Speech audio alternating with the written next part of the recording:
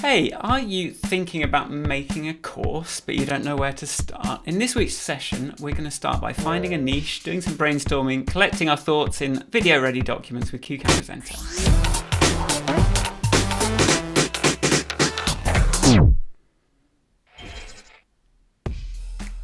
Now, first thing I need to do is check that we're actually live. Can people hear me? Can people see me? Right, this is Squares TV App Lab number 95, where we talk about ways to improve your remote communication abilities. It's a lab on after hours and it's going out live on YouTube. I'm Michael Forrest. I make video pencil, shoot and CueCam Presenter, among other things. And these are the other things I've made. So it's 2025 and I want to start with some updates. So the big news is CueCam 2.4 beta is here finally.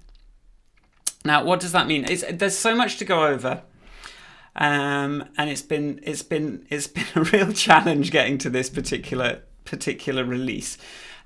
So let's just I'll touch on the headlines of what's coming in and what you can now have a play with. And I hear chat. I just got to find my chat window, which I can never remember which one. Okay, sound is good, John. Thank you, John.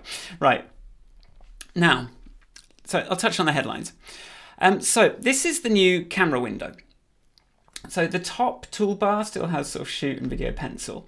We've got a little record button, and then you'll see like the dashboard is now basically optional because down at the bottom we have this new simplified area. So what you can see here is the license. You can see that Zoom's connected, so that just sort of tells you, okay, you're supposed to use this with another app.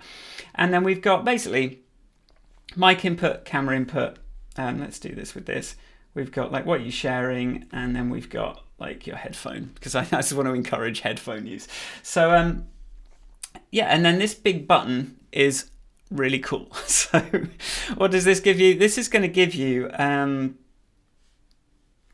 basically, when you click on the button, you're going to get this. Well, the first time you click it, you're going to get a drop down. So you can pick a screen share. You can share your iPad if it's connected. You can share a video or an image, and then it's quite a cool like blank board feature that I've added as well. But once you've clicked it the first time, its behavior changes, so that you press it the first time, it's going to do the share, right? And then when you press it again, it's going to go into a side 3D like this. And then there's an X on the right so that you can sort of clear the current share, and then that will be saved, so you can just instantly share the same thing again. And maybe I can show you. I wasn't necessarily planning on showing all this, but let's see if we can manage to show this. So let's go demo mode. Are we in demo mode? Yes. So here's what that looks like. So if I am sharing something, I can just pick like an app. So say I want to pick, well, let's just see what we've got. ChatGPT, maybe. So I can share ChatGPT. Now, if I press that button again, aside 3D, press it again, and you can just press the space bar, and that's going to come in and up. So you can sort of like just be talking about the thing, doing your screen share, and then when you press the thing, that's going to be down there, and you can be sort of on camera as much as possible. And then it's just there's a little X button down here just to kind of clear the screen share, and you're back. But you see it's actually saved that last screen share there. So I just click it again, and I'm back to whatever I was just sharing. And if you are sharing something, you can always right click and like pick something else to share from the right click menu as well. So there is a way to sort of share something else, and then you can there's a little bin there to clear that share, and then it'll sort of go back to being the pick share. So I think this feels so simple now. There's no sort of like dashboard on the side. It's not sort of confusing in the way, I feel like this is enough that like anyone can just jump in and start using it. So I've also got this new clean design system, so it lets you if I just come back to the thing, so you see you can change the background colors. We can sort of change the different presentations, sort of get the camera out of the way, and you can also like resize that width of those things, change the colors. And so I think that's going to just sort of make things look really slick. It's going to be very hard to make ugly stuff now, I really hope. The transitions are smooth. They should work from all the different styles. And yeah, it's just to try and, like, by default, things should just look a bit cool, right? And you see we've got this nice the nice sort of color picker and the different things there. I've got a brand new editor. So here's how it looked before. So when you wanted to add something, you clicked on that button there and you sort of scroll up and down and there was a whole list. But now we have all of these controls along the top.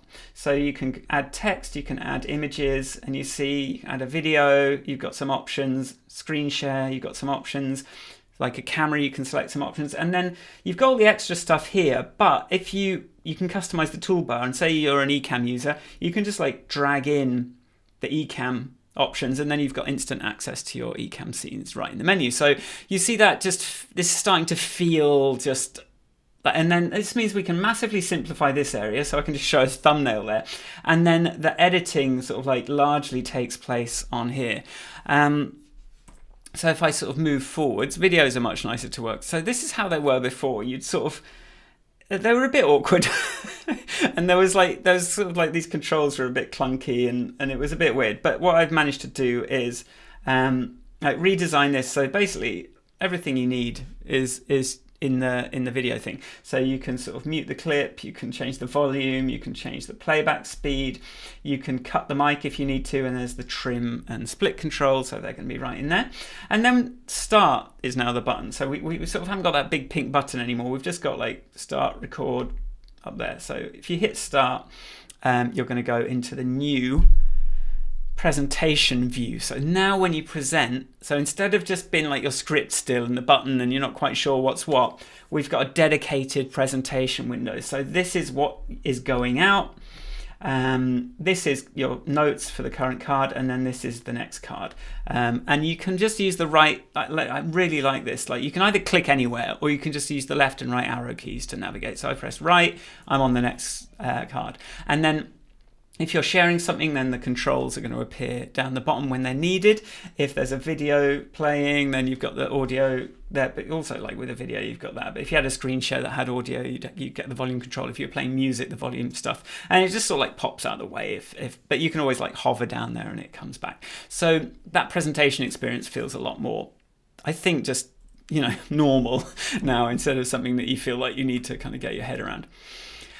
And I've got a new subscription tier coming through. So it's not available just yet because I've still got to like actually release the app. There's some, but it's going to be a lot more affordable. So for someone, basically it's going to give you all the screen sharing, the titles, share a second camera, do all that stuff.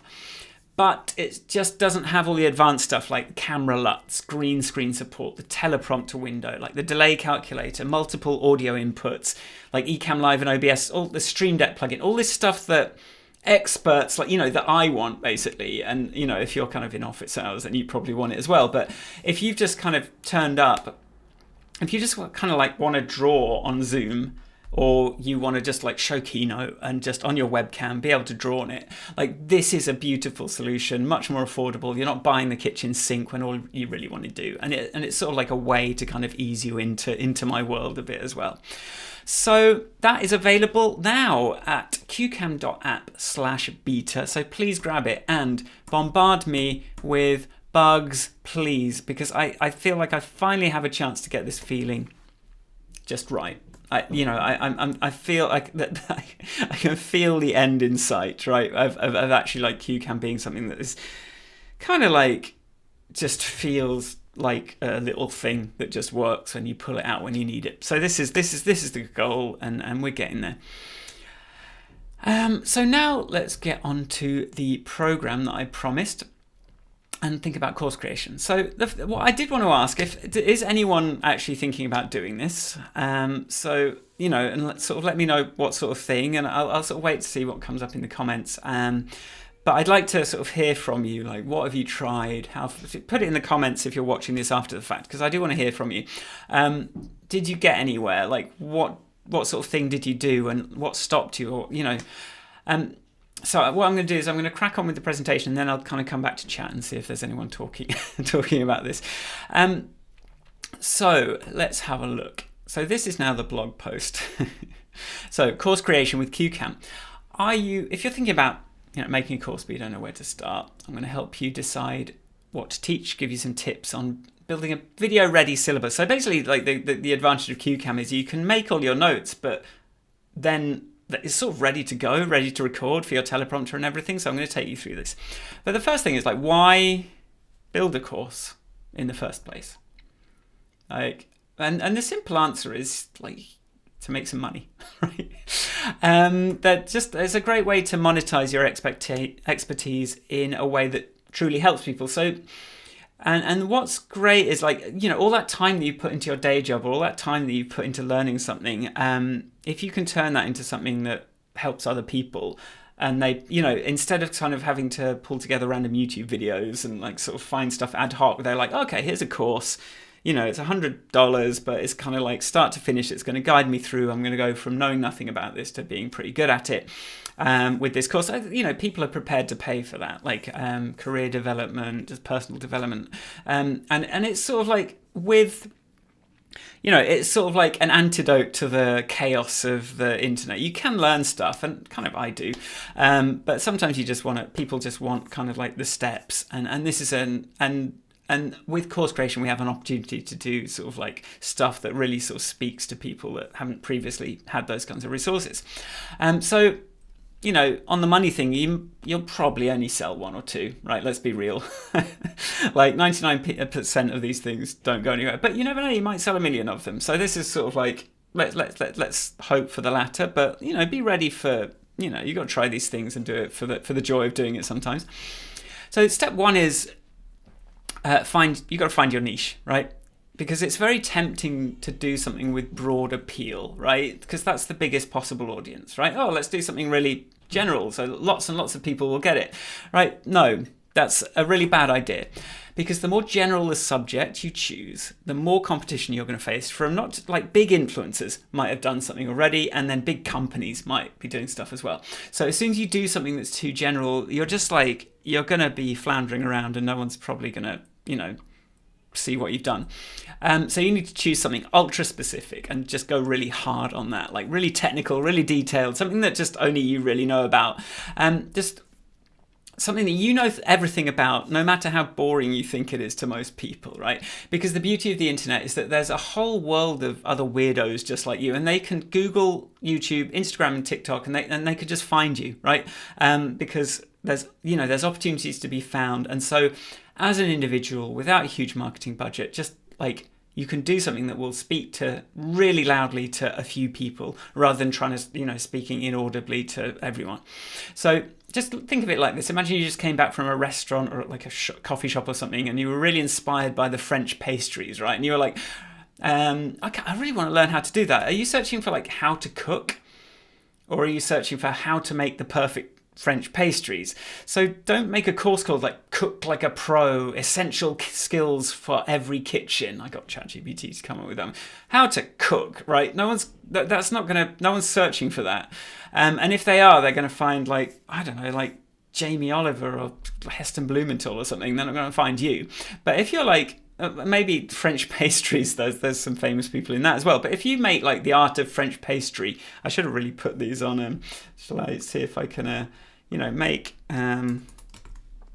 make the art of French pastry, mastering eclairs and tarts, right? You can now, someone's searching for how to do it. When they come across that, they're going to be like, yeah, that's what I'm looking for. So, that's kind of the idea. But like, how do you find a niche that you are going to be able to make something for? Well, the problem is that there aren't any shortcuts to this. Like anybody, and I will say, like, anyone offering shortcuts to finding that niche that's going to make you some money probably just got lucky. And what worked for them probably won't work for you. And like, it's the same for, I think goes the same for entrepreneurs, artists, inventors, and big companies. There's just only one way to find whether something is going to work, and that's just keep throwing stuff at the wall until something sticks. Right, all you can do, just like, okay, you can have, there just isn't another way. People who tell you, like, I can give you a formula for success because I predicted X, right? They're basically suffering from survivor bias. Loads of other people predicted different things, didn't get it, so now they don't have that. They can't say, oh, I predicted the 2008 financial crisis, so listen to me for financial advice. Well, I'm sure lots of people, like, you made a lot of predictions, you managed to get one right, and now people trust you for getting lucky, right? So there's a lot of people out there who are kind of like leveraging their survivor bias in order to sell you like the answer. So I think also if they hadn't tried that many things before and got a hit sort of straight away, then they are going to attribute it to their judgment instead of accepting that most of the factors were beyond their control. So the key is to fail fast and fail often, right? So start small, take one idea and publish it. And if that doesn't go anywhere, try something else. So what is that? Like something small. So like we're talking about courses. How do we like validate a course idea before we spend like, it could be months to build something like this. So until you have a viral blog post or YouTube or TikTok video, just don't start building the course yet, right? You could waste 5 years on something only to find out nobody wants it, or the world has changed around you so much that it doesn't matter anymore. So I think you generally need to try about 20 ideas before you find something that like clicks. I think like, and maybe you get better with time at judging what's going to work and what isn't going to work. But I think the answer to this is really you've got to start with a lot of little things, a lot of ways to try and validate whether something's worth kind of spending a lot of time on. Before you really sort of dedicate yourself to it. So collect some ideas and then just get ready for this roller coaster ride of expectations smashing into unforgiving reality. And just like, don't lose hope if you try something and it doesn't go anywhere, because it's not just you, that's how it works, right? Why do you think, the music industry was making a lot of money when it could fund like 20 artists? A record label could fund 20 artists in the hope that one of them would be a hit, which would pay for everyone else's advances and stuff, right? Businesses like do all this R&D in the hope of finding the next thing. Startups try, loads of different things. There's so many, I think this is the biggest thing I've learned since learning how to do business. And it's really shone a light on everything I've done artistically and creatively in the past as well. And I see it in my friends who have been successful in music, and I see it in the ones that have never like really found anything. Like, you've got to kind of like put stuff out there and find out if it's going to work. So the answer to finding your niche is like, you got to like put something out there and see if that's it. So let's talk about like brainstorming. So I always like to start with this funny layout. I don't know what's happened here. So I always like to start with a spider diagram. So Apple Freeform on the iPad is great for this. So this is what I'm doing here. Sort of thinking about organic discovery, thinking about like, who are my different like audiences? I've got like professionals, synth nerds, producers. Why don't I just edit this to, oops. I just want to get rid of that weird, okay. Who's my audience? So, I'm thinking about, I've got music producers, I've got Deluge users, people that use that synth behind me, sports coaches, streamers. So, if you've already got an audience, then that's something to think about. But yeah, I like Freeform because it's works with the Apple Pencil, which you're going to have because you want to use Video Pencil on your course, don't you? You want to be able to draw stuff as you're talking about it. So, think about what you know. Think about how people are going to find you.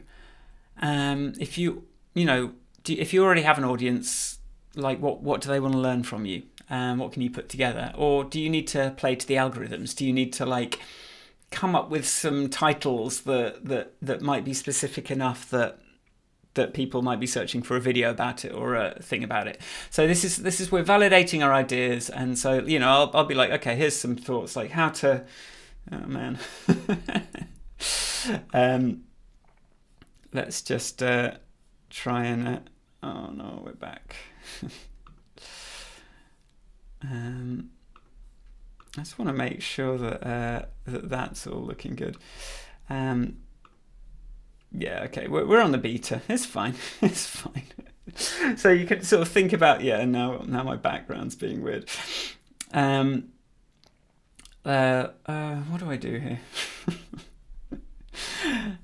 You see, like, we still haven't quite got rid of all the... Okay, there we go. So let's do this. So, like something I was thinking maybe like how to create a virtual camera on macOS. So I do a lot of programming. I couldn't find anything on, that's another thing to think about. What couldn't you find any resources about when you were trying to do something? Like that's how I came up with Shoot, basically. If you couldn't find anything on it and you can make it, then, you've got something that other people might be looking for. And then, something like...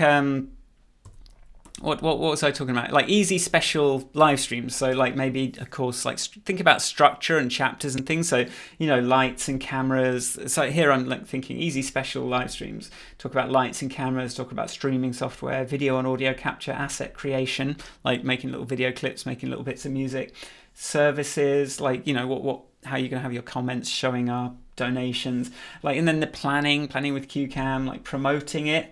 And, sort of like, how do you sort of structure that scene as you're doing it? So, these are some thoughts that I have when I think about this particular idea. And then another question, if you're thinking about creating a course, is have you ever actually done an online course yourself, right? And if you haven't, then you should do one, right? Just to know what people expect, right? To know what it should be.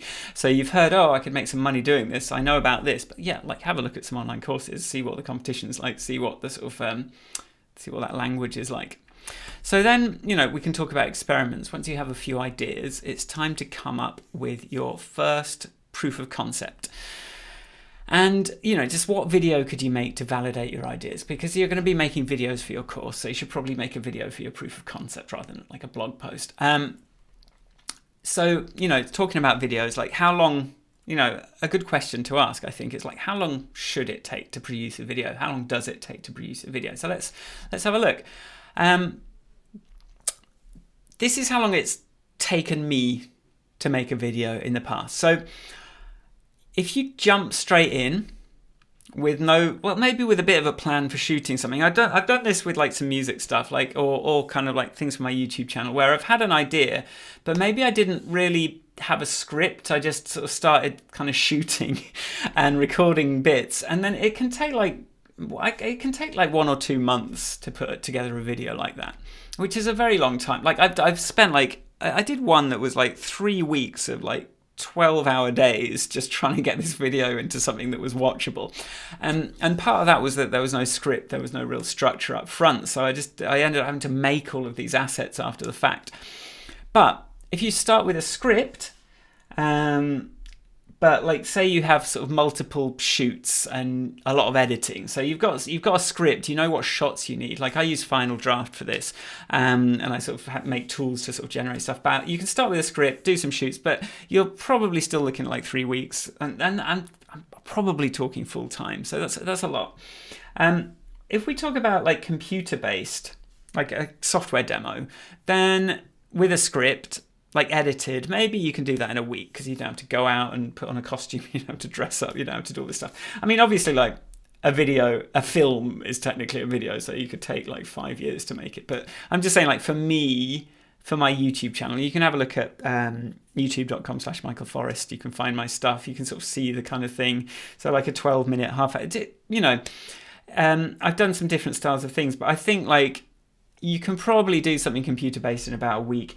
But the thing for me is like with all of those other options, coming to CueCam, like with a sort of live recorded workflow, I feel like I can get to something in 4 hours that I can publish.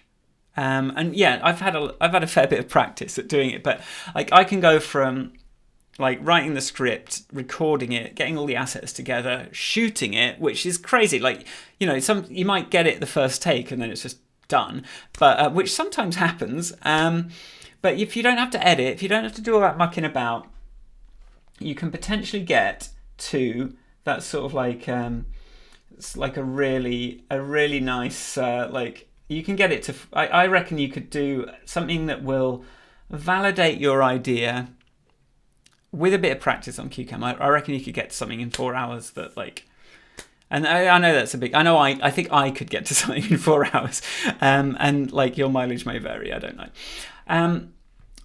So, you know, having spent far too many waking hours editing videos as well, like I used to lose a day a week editing a podcast. It was like a 2-hour record, and it took me like all day to just get it down to like 45 minutes an hour, and I'm like taking out all the little breaths, and you start like really refining the transitions and cutting things out and cutting it shorter and shorter, and it's like that's a podcast, and even that's a live recording in the first place, so at least the energy kind of matches and the color, you know, everything kind of matches. But once you've got disparate footage and you're trying to make that flow, that can be really hard to get right, and you have to watch it through and you start to get fatigued. But the nice thing about recording live in one take, or you know, is that it's all right there. You've kind of done it. Like all that energy that you're trying to put back in through editing, you're going to be able to just put in yourself by just bringing it. And if you didn't bring it, you can try again until you do. So I find that if you try and do stuff with editing, you end up trying to solve a lot of problems of the performance by doing like more graphics and sound and music and this and that and the other, instead of just like going back and doing it again, which you can do when it's really quick to get another take because you're using the teleprompter and you've got your script and it's bringing in the graphics at the right time. Editing is a skill that takes a long time to get good at, but with CueCam, yeah, you just record it in one take. It brings in the footage. You see what I've been doing. I've been bringing in a little video clip, bringing in some titles, bringing in a table, bringing in that. I can always sort of jump in and start drawing something if I need to make a point. And if you mess up, just start again, or just like sometimes I just snip out, you know, I just sort of stop, take a breath, start again on that latest segment, and then I can just trim that out. And I use Descript for that, but you know, you've got whatever you want to use. And then you're skipping all that shot management, synchronization of like if you had multiple angles or something, you've got to synchronize those, and like all that layering that you end up with and the timing, and then you move the wrong thing and it messes everything up and you don't notice because like you have to watch the whole thing to realize, or like because the computer's kind of chugging along when you're playing it back, you don't notice that something isn't quite right until you've got the render, and you're looking at the render on the TV and you notice, you know, it's a whole thing. And it can lead to a perfectionism as well, which can make everything take a lot longer. Whereas if you use this kind of live production approach that I'm championing and that I've built CueCam for, you just get to focus on what you want to talk about instead of like all that stuff. You can just do it to camera. It's going to look good, it's going to feel good, and it's just going to be so much easier. And then when you do need those, if you do need something fancy, you can always just go and record that and just bring it into CueCam, just play it back as a video clip, and you're sort of editing that in on the fly as well. So there's loads of stuff you can do that way. So how do you assemble? So once you've sort of got your idea, we're going to try a proof of concept or something. We're going to try that first lesson or something, to see if that's something that we can put on as a standalone thing and see if people will be interested in more.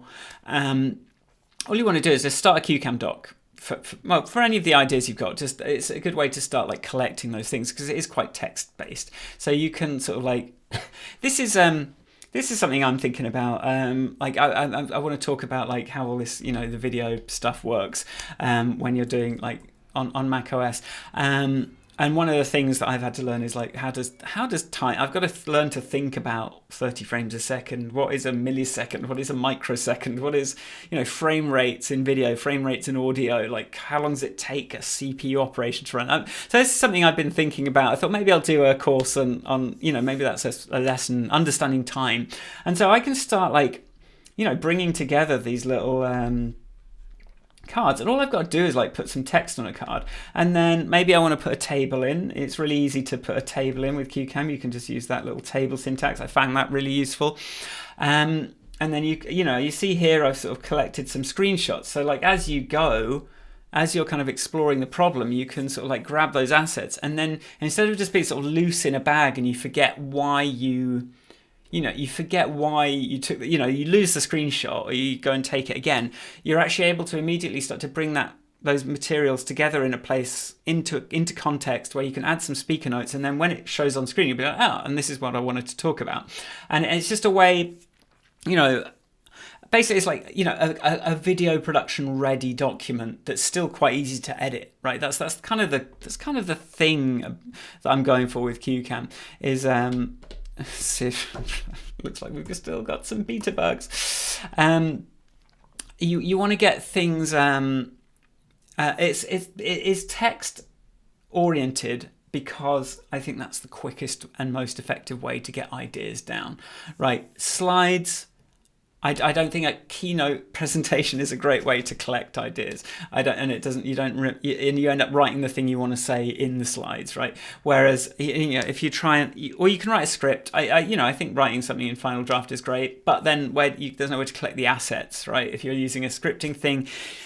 So I feel like this occupies a space where you can bring together all of your thoughts and materials and things you want to say, assets to support it, notes on what you want to draw. Like you can put those together in a document that then has a record button, goes in, you can just like record it, see how it feels. And there's no other way to do that, right? Apart from CueCam. And I do find the generate option quite useful. So you can like generate some cards using so it goes off to ChatGPT, and like sometimes you just do want that you've forgotten the basics, right? Like if you're an expert in something and you do want to flesh out the basics, like when was that technology invented? I don't know. Like, and just get ChatGPT to give you a card on like the history of Swift or the history of Objective-C. It can be really useful for just giving you a card, just the basic stuff. And then, you know, I usually end up rewriting anything that comes out of a large language model. It's always like, it's like the first time you look at it, you're like, oh yeah, that's great. And then you kind of come back to it, oh God, it's like written in that like AI way. And you just like want to put it into your own words. And I just think that's really important. Like, and it just makes everything better. If you just try to generate a course with an AI, you're going to get something so like awkward, like, and sort of weirdly repetitive and circular, and it's not going to hold anyone's attention. Like, I think we people can already tell if something is AI generated. It's just got that kind of, it's not really going anywhere. There's not really any kind of like spark to it. It's just like, it is just auto-completing, right? So it might have some good facts in there, but it's not going to be able to sort of like get anyone interested really. So don't like lean on the AI too much, but it can be really useful if you're just, it's sort of quicker than going to Google and like going, oh, when was this invented? Okay, right, tell me when that, and then just double check that it was invented when ChatGPT said it was, because it's, you know.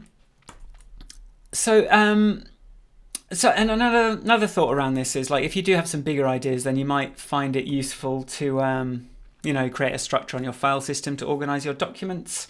So I thought I had a screenshot here, but I don't see it. I didn't convert it to the right thing in there. Don't ask. But yeah, like organize your documents. And something I'm hoping to put into CueCam is, because I'm used to having like a sidebar with all my files for a project, and I think that would be great for course creation if we could, you know, if you had like your kind of a sidebar with you sort of like your list of all your different CueCam docs, and then, you know, you've got your script, and then you've got your sort of video there. There's also a new script only mode in the beta. So what I'm showing you here is, well, I mean, I haven't really shown you very much. That is the beta version that's just come out today. So if you get the current live one, it's going to look a bit different. But the new beta version does have, like, you can just go back into script only mode, which is something that I always like to work in BeatSheet, and the first version of CueCam worked like that. And just sometimes you just want to write your thoughts down, and you don't want to be looking at a video preview, you don't want to be looking at like slides, you just want to kind of like think about what you want to say. And so there's a script only mode in CueCam now. And then like to run through your script, you can, what you should do like as you're writing is just run through that script as soon as it's got enough in there to be worth it. Just use the record button in CueCam to kind of record a take and just see how it feels reading that off the teleprompter. Is it actually easy to say, or is it like written in a way that's really hard to say? So and it's good to sort of say things out loud as you're writing them as well.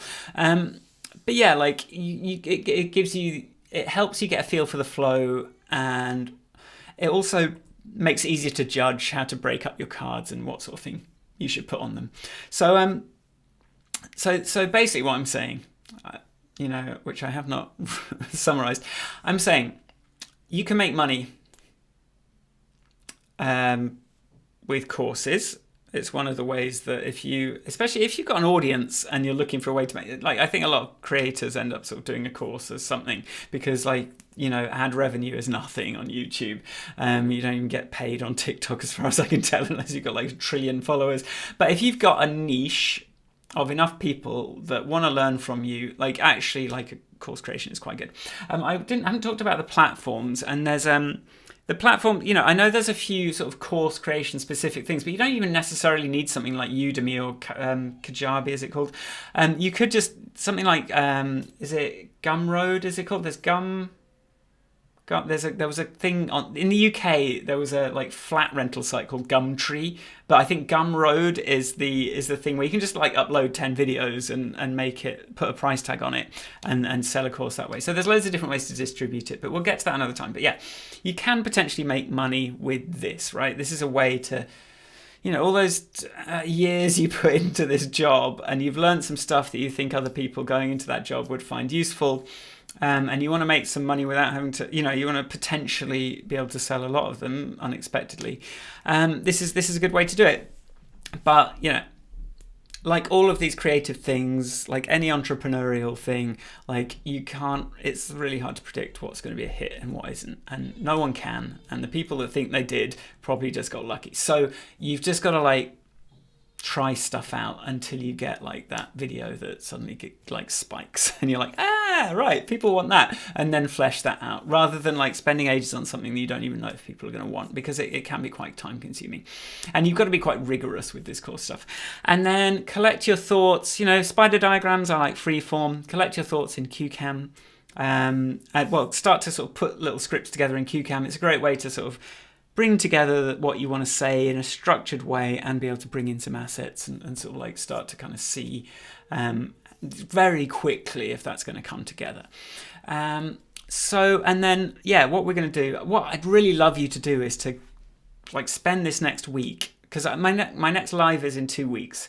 I'll do another blog post hopefully next week on this. But I really want to see some people on Discord. I want to see you talking about this. I want to hear what people are trying, because I want to kind of try something as well. And it would be really cool to, if we all kind of came into the new year, let's see if we can do something that might potentially help us out. So stay tuned. I think that's enough to get started. And you can come to squares.tv/Discord. And to talk about how you're getting on, and I'll show that link again in a bit, but I didn't show it the first time. If you are thinking of being all secretive about your ideas, please don't, because at the end of the day, nobody has the time or energy to steal your ideas, because everyone's got their own ideas that they think are good. No one's and to be honest, the success of an idea for me is 90% in the execution. Ideas are cheap. Actually executing something well, it takes time, and you're the only one that cares enough about your idea that you're actually going to do all that work. So don't please come on, just share what you're trying to do, be open, and I think you'll get a lot more out of Discord and out of my community, of the Squares TV community, than if you I think being open with this stuff and being vulnerable and being not afraid of someone stealing your stuff, it's just a good way to live, So that's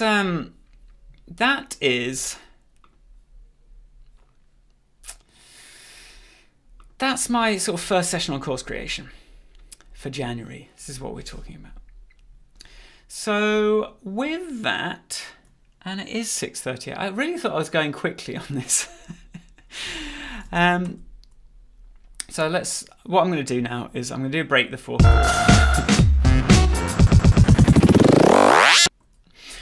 This week I wanted to get the session together early. So I'm not going to show you CueCam this week. I'm just going to tell you what's gone up into today's session. So I wanted to get the new beta out to be ready in time for this session. And then Monday morning I started planning out a few months of session. Well, I've sort of got the vague plan for a few months, but I started trying to write the descriptions. And by all I could only really manage the first description of the first session. Shared that with Simon to put on. So you will have seen that on Zoom if you're on After Hours, that I did put the description of today's show up. So that was available. But that was all I could really manage. manage with and then it was almost lunchtime, and I wanted to get onto my release checklist. So there's like 100 things on this checklist it's just smoke testing really for the beta.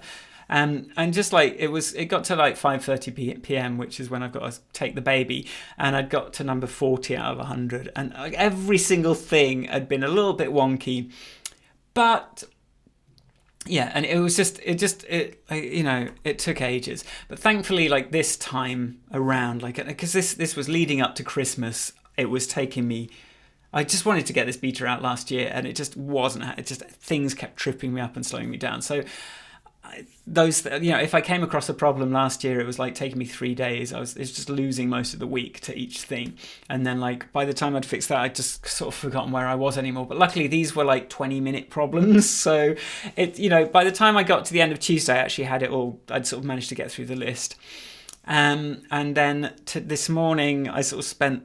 I was doing a few last things, and then just trying to get it uploaded. Had some problems. There was some weird stuff happening, and then my thing kind of like tells my server what the latest download is, but for some reason it went onto the live one. So thankfully, I thought, well, I'll just test. I just want to do some comparison shots. So I download it from the website, and I'm like, why is this the beta? Why is this not the normal version? And then I find there's a bug on the thing. So I'm also maintaining a website, so I sort of pushed it and so I had to figure out how to like change it on the website, and so I eventually managed to do that. And so by lunchtime, I was ready to start that, and then also I needed to put together the updates for the first part of this stream. But meanwhile, I haven't really started talking about course creation yet, and I was finally able to start writing the post that backs up the session. So I managed to probably spend about 45 minutes in total on the actual content for today, because I'm so bogged down with like CueCam. And then the only thing that like helped me give it a bit of spark was I remembered that I need to find a way to make things fun. The things that I don't want to do, I need to find a way to make them fun. So I did sort of go back to my first draft of the script, and I came back to it, rewrote it to be a bit less turgid, and like just let's talk about we're making money. That's what we're trying to do. So I think about 80% into the post, I came back to the show notes, and it was like 4:30. It was like 5:30 before I even managed to send an email, like half an hour early. It's because I have to go and make a thumbnail. I have to get the script. The script wasn't syncing, and I have to load. So then I download it. So but the way I do this is I have we're breaking the fourth wall. I have a coda doc where I write a blog post. I have another coda doc where I sort of write the skeleton of the email, and it's got spaces for the event link, for the thumbnail link, and like here's a title, here's the main body, and now it like links to a document.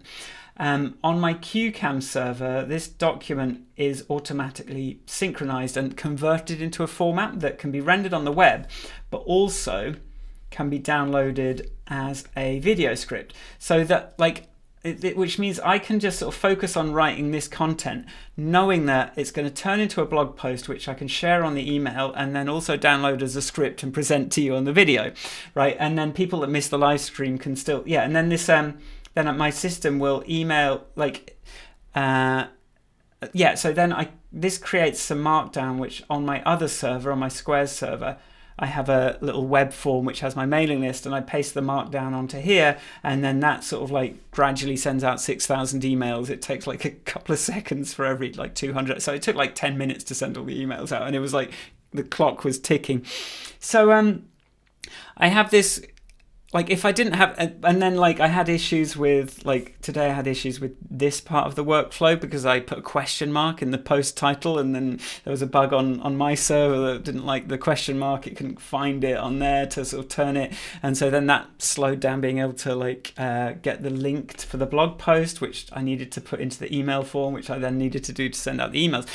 But like if I didn't have that workflow, if I didn't have like so many things automated, then like I just wouldn't have made today's session at all, because like I had no time to actually work on the content. But luckily so much is automated, I can just work on it in one place.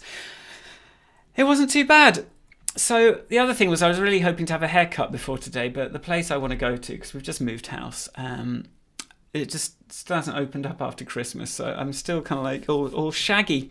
So like, well, I'm not feeling quite fresh for 2025 just yet. But that was the fourth wall. I hope that didn't give you a headache. But just, I don't want it to sound, I feel like, I don't know how easy I make it look, but I can tell you that if I didn't have all the tools I've made, I would not be able to do this at all. And that includes CueCam, that includes all the stuff that's going on behind the scenes with 2 different web servers, But then again, like, maybe if I wasn't using all the tools, it would free up all the time that I'm using to fix the tools. I don't know. No, I'm a believer in automation, and that's so much of this workflow, breaking the fourth wall, so much of that's automated that you just wouldn't believe. But anyway, thank you for joining me today, and please come and find us on Discord. I've been looking, there's like over 300 people in there, which is very exciting to me because it's just been a trickle over the last 3 years, I guess. But I want to talk about course creation on there, and I want to see if anyone else is interested in this and working on this, and I want to kind of like motivate each other. So please come in, jump in, let me know what you're thinking about. Because I think 2025, start of the new year, time to like make some internet money. And to play us out, what I'm going to do is I'm just going to sort of sit at the piano. Maybe I'll just show you what's going on the piano. We'll have some like vector fun. I'm going to leave the big lights on, but I'm going to have the oh, it's even working. I'm going to have the visuals going just because it makes it a bit more interesting. But I'll give you a little tour of what's what. But I'm not making any promises that anything amazing musical is going to happen. But yeah, thank you so much, and I'll see you next time. Let's have some tunes, hopefully. So I've just got that's the visuals, and I've just got to open up my dashboard and zoom L20 driver. See if we get sound.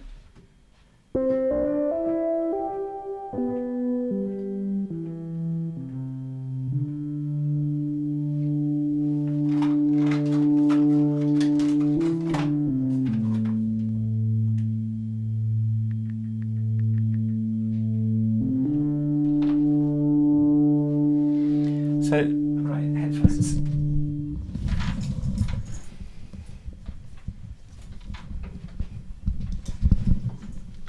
Oh man. Sorry.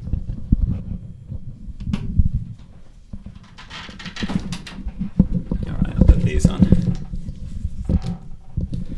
Okay, right, you should be able to hear me, and if I just cut my computer mic. Whoops. I'll just show you what's going on here. But so the first thing I need to do is just make sure that we are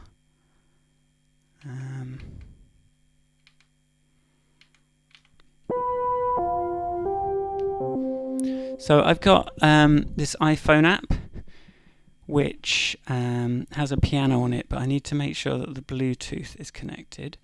So Bluetooth MIDI, connect to that, and then hopefully you should hear some piano.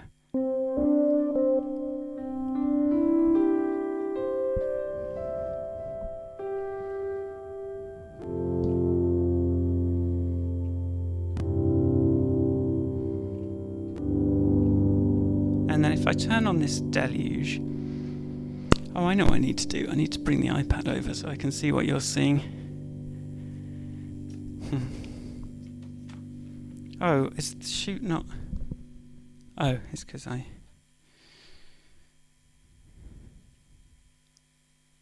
on a sec.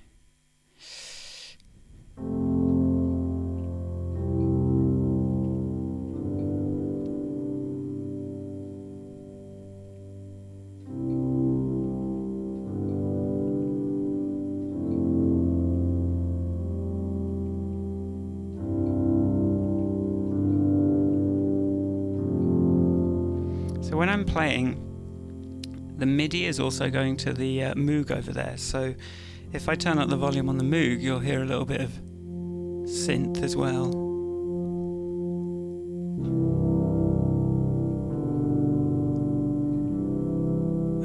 I'm looking quite blue tinged because I remember that I changed the white balance on shoot for when I was making it all Christmassy last time, and I haven't changed it back. So maybe I can just, if I just remote control shoot to go back to auto white balance, I guess.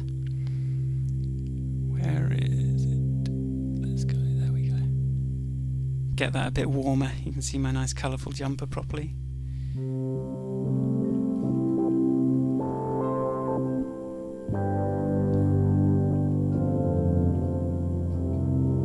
And then if it starts being a bit boring, all we do is press.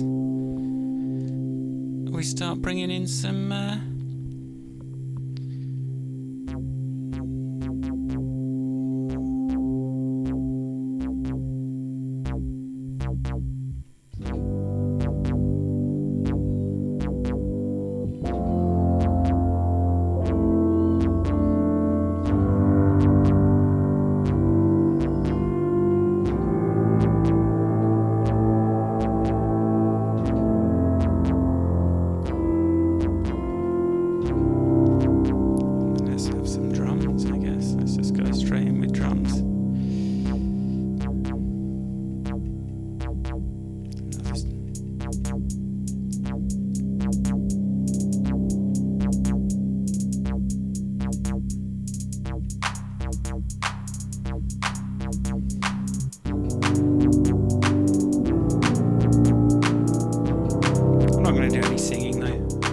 I suppose I could like give you a bit of